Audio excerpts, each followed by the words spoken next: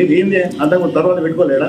రేపు మాకు తెలంగాణ ఆవిర్భావిస్తున్నాం, తెలంగాణ రాష్ట్రం వచ్చింది, మేము ఎట్లా ఫీల్ అవుతాం? కావాలని రెచ్చగొట్టడానికే పవన్ కళ్యాణ్ మీటింగ్ పెట్టడం అంటారు అందరు. అంటే మీకు సమాధానం ఏంటిది? మీకు ఏం చెప్పగలుగుతాం? మీకు ఏం రేట్ లేదా? ఏది కూడా సమయ సందర్భం ఉంటుంది. మీరు గొప్పలే కావచ్చు, డబ్బులు ఉండొచ్చు, టీడీపీలు మీ చేతులు ఉండొచ్చు, మన తెలంగాణ హైదరాబాద్ రాష్ట్రాన్ని మీ చేతులు ఉండొచ్చు, కానీ మీరు కూడా వ్యక్తులే, మీకు కూడా కొన్ని సందర్భాలు ఉంటాయి. తెలంగాణ అంశం వేరు, తెలంగాణ సెంటిమెంట్ వేరు, తర్వాత రాజకీయ నాయకులు వేరు, పార్టీ యాదగిరి వేరు, లేకపోతే నాయకత్వం వేరు. కానీ మీరు ఎట్లా చేస్తున్నారంటే మళ్ళీ ఒక విధంగా మీరు మాట్లాడే మాట, నేను మీ ఆంధ్ర ఛానల్ కూడా 2-3 ఛానల్ కూడా మాట్లాడినప్పుడు కూడా ఎట్లా చేస్తున్నారంటే ఇప్పుడు పవన్ కళ్యాణ్ చాలా గొప్ప, పవన్ కళ్యాణ్ గొప్ప అయితే మాకేంది, గొప్ప అయితే కాకుండా ఊరిసి as far as Telangana is concern ఇది నాన్ ఎంటిటీ, ఆయనకి మాకు సంబంధమే లేదు. ఆయన గొప్పవాడు అయితే మీ రాష్ట్రంలో ముఖ్యమంత్రి చేసుకోండి, ఇంకోటి చేసుకోండి. కానీ ఇక్కడ జరుగుతున్నది ఏంటంటే ఈవెన్ ప్రొఫెసర్ నాగేశ్వరరావు కూడా మాట్లాడింది ఏంటి, వీళ్ళు ఏదో పోయారు హోమినిస్తో మాట్లాడి అబద్ధమా నిజం, ఆయన ఏ పెద్ద బూతులు తింటలేదు, ఆయన అనాలిసిస్ లో ఇలా జరుగుతున్నది, రాజకీయాలు ఆంధ్ర రాజకీయాలు జరుగుతున్నాయని చెప్తున్నారు.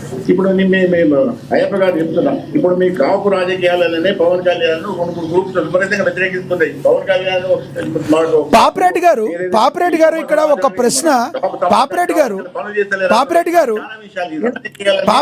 ఇక్కడ ఒక ప్రశ్న ఒకసారి ఇస్తాను, అయ్యప్ప గారు మీకు ఇస్తాను. పాపిరెడ్డి గారు ఇక్కడ ఒక ప్రశ్న, తెలంగాణ సెంటిమెంట్ మీద, తెలంగాణ మీద ఉన్నది ఎస్ ఓకే, 10 సంవత్సరాల పాటు ప్రాంతీయ పార్టీకి మరి పట్టం కట్టారు. ఫక్తు అంతకుముందు ఉద్యమ పార్టీగా ఉన్న బీఆర్ఎస్, తర్వాత టీఆర్ఎస్, తర్వాత ఫక్తు రాజకీయ పార్టీ అయిపోయింది. ఎందుకు జాతీయ పార్టీ అయిన కాంగ్రెస్కి ప్రజలు పట్టం కట్టారు? ఆ సెంటిమెంట్ ఉంటే ఎందుకు కాంగ్రెస్ పార్టీ అనేది తెలంగాణలో పుట్టిన పార్టీ కాదు కదా, మరి ఎందుకు కాంగ్రెస్ పార్టీకి జై కొట్టారు? లక్ష్మీనారాయణ గారు, మీరు అడిగే ప్రశ్నే తప్పు. నేను చెప్తాను, యాంకర్ గా మీ ముఖం పట్టుకొని చెప్తాను, మీరు అడిగే ప్రశ్నే కాదు. ఎందుకంటే రాజకీయాలలో గెలుపోవటములు సహజం.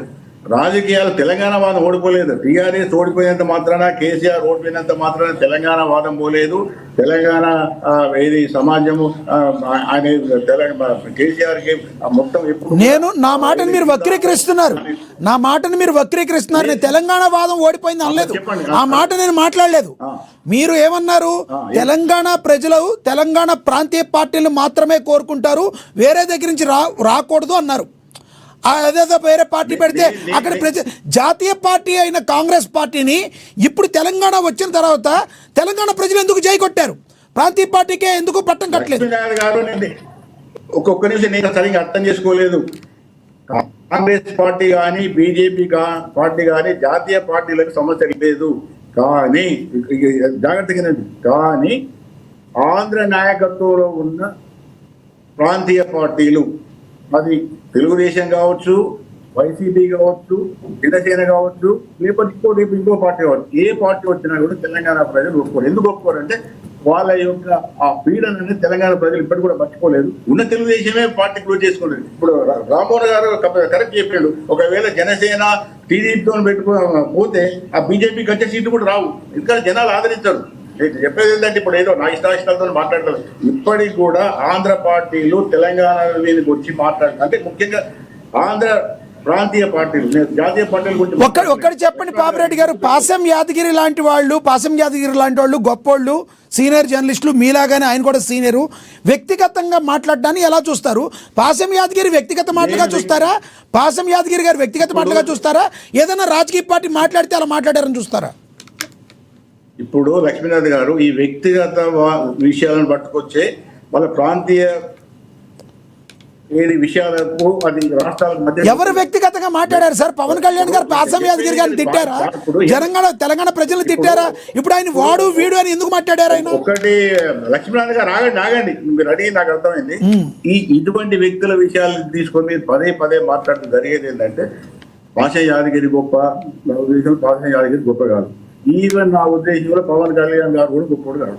ఆయన ఒక వ్యక్తి, ఈయనొక వ్యక్తి. ఈ వ్యక్తుల మధ్య జరిగిన ఏదైతే ఉన్నా, ఈవెన్ ప్రొఫెసర్ నాగేశ్వరరావు కూడా ఒక అనలిస్ట్, మా లెక్కనే ఒక అనలిస్ట్. ఆయన ప్రొఫెసర్ ఎవరైనా వ్యక్తులవే కదా సార్, ఎవరన్నా సమూహాలమా? మనం అందరం వ్యక్తులవే కాబట్టి నేను గొప్ప వ్యక్తి. కానీ ఏంటంటే వ్యక్తులను ఎప్పుడు కూడా రాష్ట్రాలకు కానీ మీరు ఇందాక ఒక క్వశ్చన్ అడిగారు, ఒక్క మాట సార్ దయచేసి, పెద్దవారు మీకు నేను అడ్డుపడతలేదు. ఒక ప్రశ్న మీరు అడిగారు, దానికి సమాధానం చెప్పండి. పవన్ కళ్యాణ్ గారు ఏదో సినిమాలు చేస్తున్నారు కదా, తెలంగాణ ప్రజలు ట్యాక్సీలు కడుతున్నారు కదా, గొప్ప కదా అని అడిగారు. ఎంతమంది తెలంగాణ ప్రొడ్యూసర్లు అందరూ తెలంగాణ ప్రజలకు ఏం చేశారు? వాళ్ళందరూ డబ్బులు తీసుకుంటున్నారు కదా. మరి పవన్ కళ్యాణ్ గారు 10 పీసులనే చేశారు, మిగతా ప్రొడ్యూసర్లు దిల్ రాజు లాంటి వ్యక్తులు తెలంగాణ ప్రజలకు ఏం చేశారు? లక్ష్మీనాథ్ గారు ఒక విషయం మీరు కరెక్ట్ గా అడిగారు. ఇప్పుడు ఒకటి, నేను తెలంగాణ ప్రొడ్యూసర్ గురించి నేను వాళ్ళ పక్షం గురించి మాట్లాడలేను, లేకపోతే పవన్ కళ్యాణ్ గొప్పగా చేసి తెలంగాణ ఉద్ధరిస్తానని. తెలంగాణ పవన్ కళ్యాణ్ గారు గొప్పవాడు కాదు సార్, పవన్ కళ్యాణ్ గారు గొప్పవాడు కానే కాదు, మీరన్నదే నిజం. కానీ దిల్ రాజు లాంటి వ్యక్తి ప్రొడ్యూసర్ గా ఉండి తెలంగాణ ప్రజలకు ఏం చేశారు సార్? ఇప్పుడు నేను చెప్పేది ఏనండి, అదే అడుగుతున్నా సార్. వాళ్ళని అడిగారు, నన్ను అడగదు.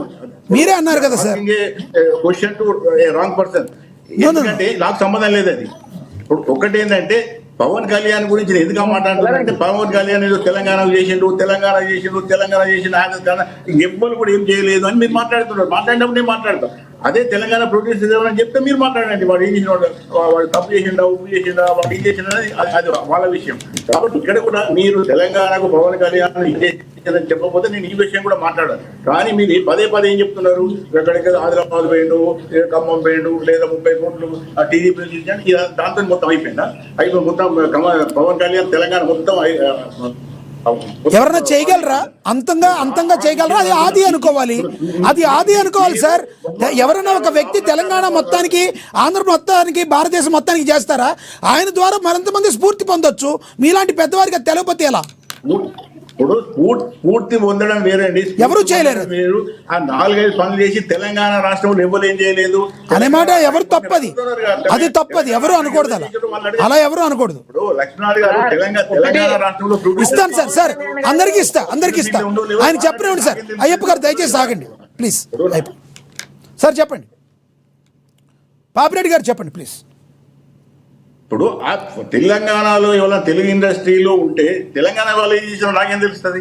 ఎవరైనా చెప్తే తప్ప నాకేం తెలంగాణ ఫిలిం ఇండస్ట్రీ గురించి నాకేం వాళ్ళకు పెద్ద సంబంధాలు లేవు, నాకేం తెలియదు. కాబట్టి మీరు పదే పవన్ కళ్యాణ్ ఇంత 5-6 సార్లు నేను మీడియాలో మాట్లాడినా, ఈ ఎవరు మాట్లాడినా కూడా జనసేన తరఫున కానీ వాళ్ళకి సంబంధించిన వాళ్ళు కానీ ఆయన ఖమ్మం పోయిండు, ఆయన చేసిన పని చెప్పుకోకూడదు. Right, correct. కదా ఇప్పుడు ఈ చిన్న విషయాలు తెలంగాణలో చాలా మంది చేసినారు, ఆంధ్రలో తెలంగాణ వాళ్ళు ఆంధ్రలో కూడా చేసింది.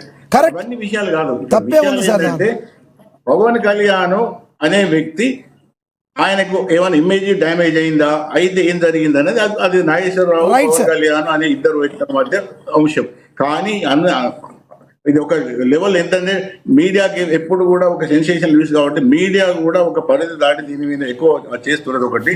రెండోది ఏంటంటే ఇది ఎంత ఎక్కువ చేస్తే దానివల్ల 2 రాష్ట్రాల ప్రజలలో కూడా మళ్ళీ ఒక విధమైన రాగద్వేషాలు కానీ, మళ్ళీ మనస్పర్ధలు కానీ, ఒక విధమైన మళ్ళీ సెంటిమెంట్ డెవలప్ అయ్యే అవకాశం ఉంది. చెప్తాను, అది నడుస్తున్నది, ఇప్పటికే నడుస్తున్నది తెలంగాణ.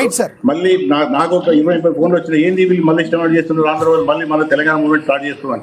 ఆ లెవెల్లో పోతున్నది ఆలోచనలు, ఫాస్ట్ గా పోతున్నాయి. కాబట్టి నేను ఎందుకు ఇదంతా చెప్తానంటే ఇటువంటి అవసరం లేదు. ఇవి వ్యక్తిగతంగా వ్యక్తుల మధ్య వచ్చిన సమస్య. నా ఉద్దేశంలో ఇప్పటికి కూడా అది ప్రొఫెసర్ నాగేశ్వరు, ప్రొఫెసర్ పవన్ కళ్యాణ్ ఇద్దరి మధ్య వచ్చిన ఇష్యూ. వాళ్ళిద్దరి మధ్య ఏమైనా ఉంటే వాళ్ళు తెలుసుకొని కోర్టుకు పోయి పవన్ కళ్యాణ్ గారు కోర్టులో కేసు పెడతారా, లేకపోతే ఈయన దాన్ని అక్కడికి అయిపోయిన దాన్ని మళ్ళీ పదే రెచ్చగొట్టడం జరిగేది ఏంటంటే లేదు. ఇప్పుడు రేపు నేను చెప్తాను కదా, రేపు మీటింగ్ తర్వాత ఎల్లుండి నుంచి మీరు లక్ష్మీనాథ్ గారు, నేను ఇప్పుడు చెప్తున్నా ఆన్ రికార్డ్ మీరు చేసుకోండి. ఎల్లుండి నుంచి వెళ్ళి మళ్ళీ తెలంగాణ వాదులు ఎన్ని స్టేట్మెంట్స్ వస్తాయి, ఎందులో అవుతుందో మీరే చూస్తారు. ఇప్పుడు నుంచి ఆగే ప్రక్రియ కాదు, ఇది నిరంతర ప్రక్రియ. మీరు చెప్పింది వాస్తవం. ఇక్కడ ఎట్లా చూస్తానంటే, మీరు మా తెలంగాణకు వచ్చి బస్తీమే సవాల్ అంటే హైదరాబాద్ బస్తీమే సవాల్ అనే లెవెల్ వస్తున్నదని మాట్లాడుతున్నారు ఇక్కడ మా వాళ్ళు. అది మీకు ఆ సెంటిమెంట్ అర్థమయ్యి మీకు ఆ విషయాలు అర్థం చేసుకుంటే మీరు మీ కంట్రోల్ ఉండడం అనేది మంచిది. తర్వాత పార్టీలు పెట్టుకోవచ్చు, ఇక్కడ పోటీ చేయవచ్చు, గెలవచ్చు. ఇంకా వీలైతే తెలంగాణ రాష్ట్రానికి 20 ఏళ్ళు. మీ అభిప్రాయం అర్థమైంది సార్, మీ అభిప్రాయం అర్థమైంది. మళ్ళీ మాట్లాడతాను, అందుబాటులో ఉండండి. ఎస్, కంక్లూడ్ చేయండి. రామ్మోహన్ గారు కంక్లూడ్ చేయండి. అయ్యప్ప గారు మీకు ఇస్తాను నెక్స్ట్. రామ్మోహన్ గారు మీరు కంక్లూడ్ చేయండి. ఒకటే మాట్లాడతాను, ఏమంటా అంటే చెప్పండి. ఈ అనవసరంగా పెద్ద రాజధాంతం చేసుకుంటే పూర్తిగా నేను పాపిరెడ్డి గారు చూపిస్తాను. ఎందుకంటే తెలంగాణ ప్రజలు ఇప్పుడిప్పుడే తెలంగాణ ఆంధ్రప్రదేశ్ సెటిల్ అయిపోయింది. ఎట్లాంటి లేకుండా ఉన్నారు. ఇప్పుడు దీన్ని అనవసరంగా రెచ్చగొట్టి 2 రకాలు రెచ్చగొట్టున్నారు. ఇంతకుముందు అయ్యప్ప గారు బాలసుబ్రహ్మణ్యం గురించి మాట్లాడారు. అవును, బాలసుబ్రహ్మణ్యం